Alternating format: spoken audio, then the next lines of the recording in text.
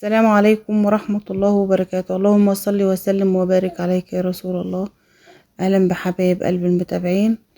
زي ما انتم شايفين كده عاملين مع بعض احلى كيكة برتقال. حاجة كده بسم الله ما شاء الله تبارك الله. حاجة كده فاخر من الاخر زي ما بيقولوا. كيكة هشة جميلة جدا وطعمها تحفة. عاملاها بالبرتقال. طعمها جميل زي ما انتم شايفين كده صفرة خالص لانها معمولة بالبرتقال. عاملاها بكوباية برتقال وعاملاها ببشر 3 برتقانات. القشر بتاع 3 برتقانات غسلها كده حلو وبشراه وعاملاها زي ما انتم شايفين كده مخليها كده حاجة تحفة بسم الله ما شاء الله. زي ما انتم شايفين اهيت. حاجة كده هتعجبكم ان شاء الله لو عملتوها بالطريقة بتاعتي ديت. زي ما انتم شايفين بسم الله ما شاء الله تبارك الله. حاجة كده ايه فاخر من الاخر. وتعالوا بقى نشوف مع بعض ايه المكونات بتاعت صينية الكيكة الجميلة بتاعتنا ديت. وما تنسوش بقى يا حبايب قلبي تدوسوا لايك وعلى الله تعجبكم الكيكة بتاعتنا. وتعالوا بقى نشوف ايه المكونات بتاعتنا دي.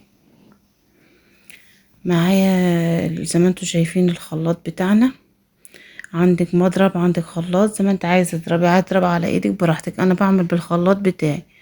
معايا انا 3 بيضات بدرجة حرارة الغرفة مش طالعين من التلاجة. ومعايا بشرة 3 برتقانات زي ما انا قلت لكم. غسلت البرتقانة كويس كده بالاسفنجة نظيفة وبعدين بشرت القشر بتاعها. وبرضو عملت منها كوباية عصير مصفيها برضو ومجهزاها. ومعايا زي ما انتوا شايفين باكوين فانيليا. اقول من الاول 3 بيضات وبشر 3 برتقانات وظرفين من الفانيليا. واجيب بقى ايه تاني اجهز بقى معلقة من الخل علشان زفرت البيض وكده. واضربهم بقى الاول المكونات دي مع بعضها ضربة بسيطة كده.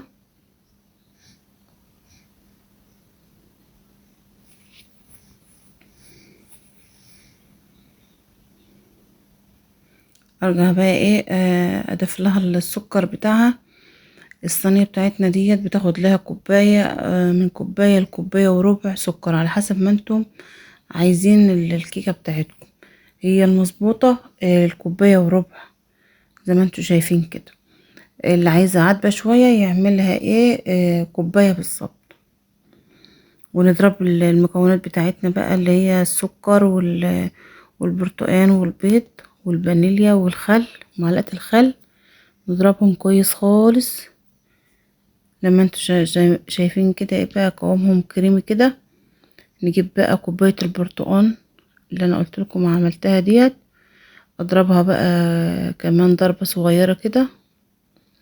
انا حطيتها في الخلاط بقى اهي. ابتدي بقى ايه اضربها برضو ضربة كمان.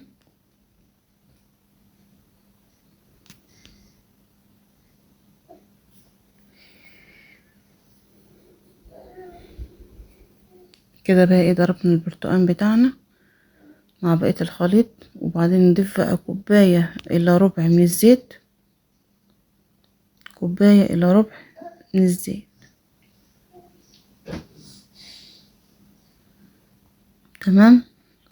نبتدي بقى ايه نضرب بقى الزيت مع الخليط بتاعنا اللي احنا عملناه زي ما قلنا لكم من الاول اللي هو عبارة عن ال3 بيضات والبشر البرتقان والمعلقة الخل والبيكنج باودر والحاجات دي كلها.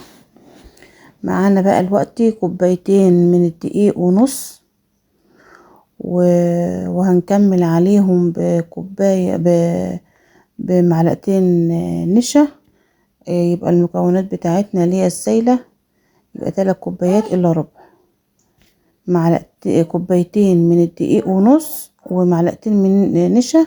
زي ما انتوا شايفين عاملين معايا ايه كوباية ايه الا ربع. انا نخلت الدقيق ده قبل كده بس بعيدهم ايه معاكم تاني زي ما انتوا شايفين. اضيف بقى اللي هو الكيك شيف. عندك كيك شيف عندك بيكنج باودر المتوفر عندك اعملي بيه. انا برضو بنخل الدقيق تاني. انا خلطه قبل كده مرة وبنخله تاني اهو قدامكم علشان ايه يبقى كل ما بتنخلي الدقيق بيبقى ايه هش معاكي كده وكويس. وبعدين ذرة ملح صغيرة خالص لا تذكر تعملي بيها ايه تحطها ايه على الكيكة بتاعنا دي من الحلال والاحسن يعني وكده. نضرب بقى الدقيق بتاعنا بالبيكنج بالكيك شيف نقلبه كويس ببعضه كده.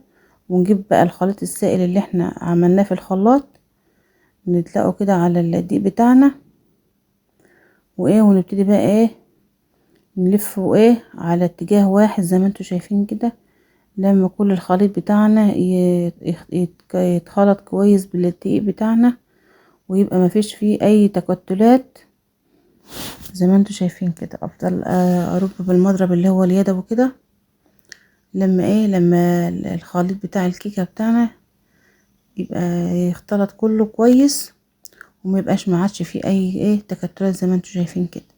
وجبت صينيه بقى وعملتها بمعلقه سمنه او زيت المتوفر عندك يعني تعمليها وبعدين تعمليها بالدقيق ونفضي بقى الخليط بتاعنا. من ساعة ما انا ابتديت اعمل الكيكة ولعت الفرن على الهادي وقلت الفرن يحمى. المهم الفرن بتاعك ما يبقاش حامي قوي عشان الكيكة بتاعتك ما تهبطش معاك. تبقى في الاول تقوم مرتفعة لو الفرن حامي قوي وتقوم جاية هادي الكيكة تصفط معاك. تمام يا حباب قلبي. وكده الكيكة بتاعتنا زي ما انتوا شايفين حاجة كده بسم الله ما شاء الله. زي ما قلت لكم حاجة هتعجبكم جدا وحاجة جميلة والله. طعمها كان تحفة. حاجة كده تحس ان انتي بطعم البرتقال. حاجة كده جميلة مش مسكرة زيادة سكرها مظبوط. طعمها كان تحفة وهشة وطعمها البرتقال فيه باين فيه جامد يعني مظبوط.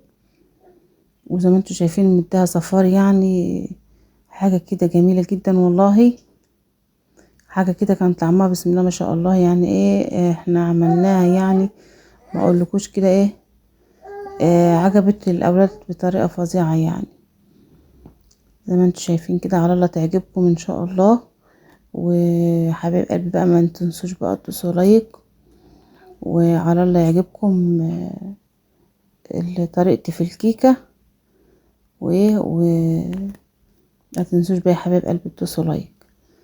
ومع السلامة والسلام عليكم ورحمة الله وبركاته.